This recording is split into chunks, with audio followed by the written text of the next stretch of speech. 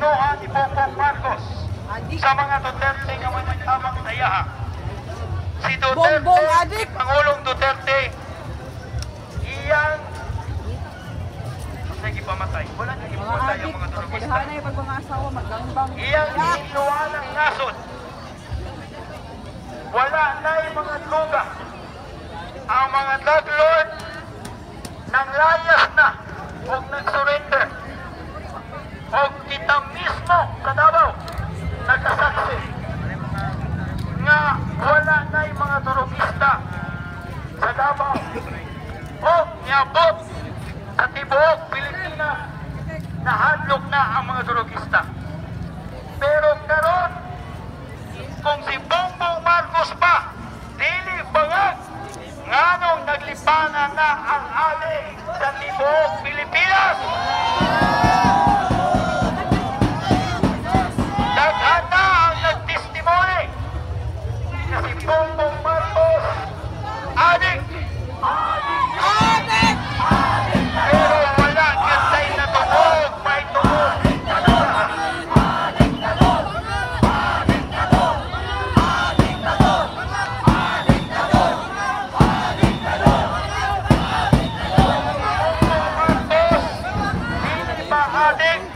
Dapat isulti na siya o nagpa-hair follicle siya. Nganong wala siya nag-hair follicle dahil kabalo siya nga positive siya sa Coca-Cola.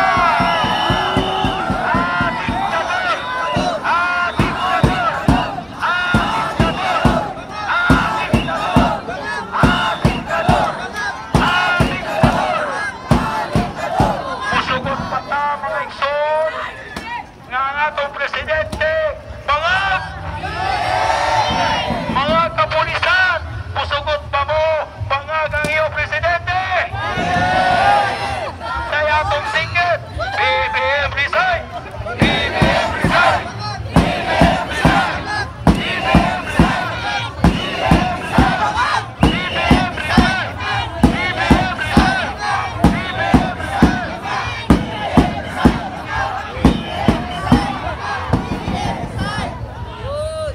Davao, maayong gabi! Madayaw! Dili lang nagkaroon ng rally mga igsoon. Magpadayon kini. Hangtod dili mo daw si Bongbong Marcos! BBM resign! BBM resign! BBM resign!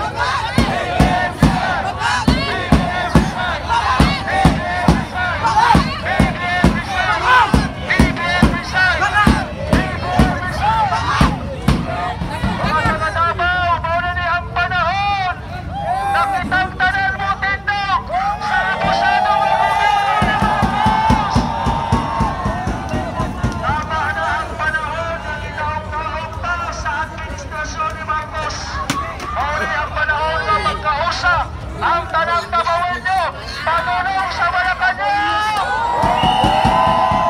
BBM resign! BBM resign! BBM resign! BBM resign! BBM resign! BBM resign! BBM resign! BBM resign! BBM! Mga Davao sa laban sa inyong suporta sa pagkabiyon na sayod me nga kamo kikapoy na pod sa gobyerno nato nga puro lang pangurakot sa kabanang bayan.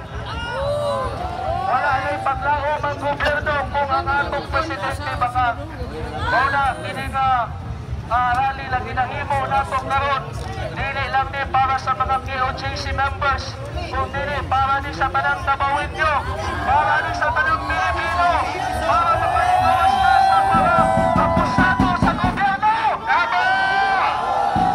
Unang wala tayo laing buhaton atong isingit ang musunod nga presidente. Walay lain kunsa! Duterte!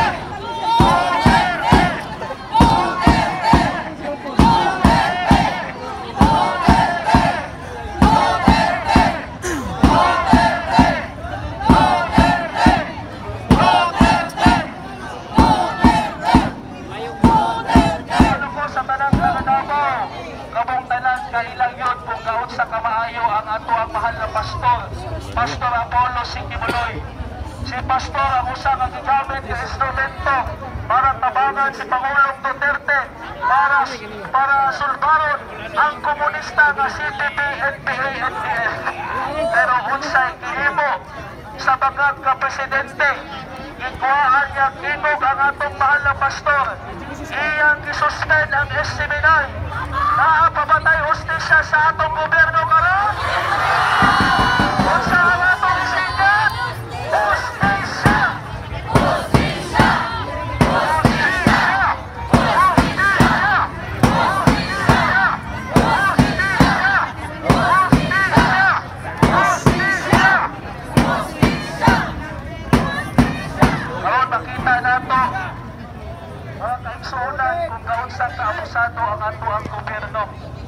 Ang atong mahal na pastor wala pa makunbik, wanted pa lang mga igsoon, pero ang ilang ihimo karon sobra pa sa kumbiktado.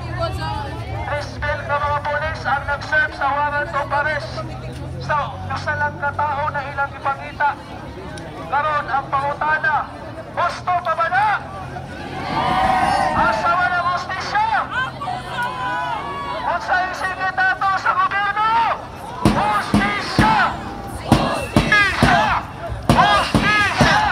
Hostisya! Hostisya! Hostisya! Hostisya! Hostisya!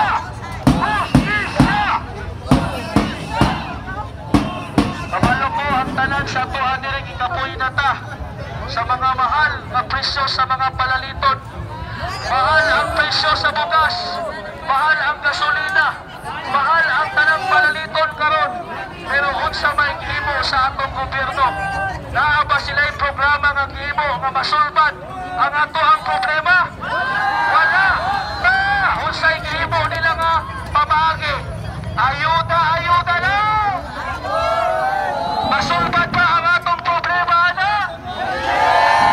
O na unsa nga itong isingat kang BBM?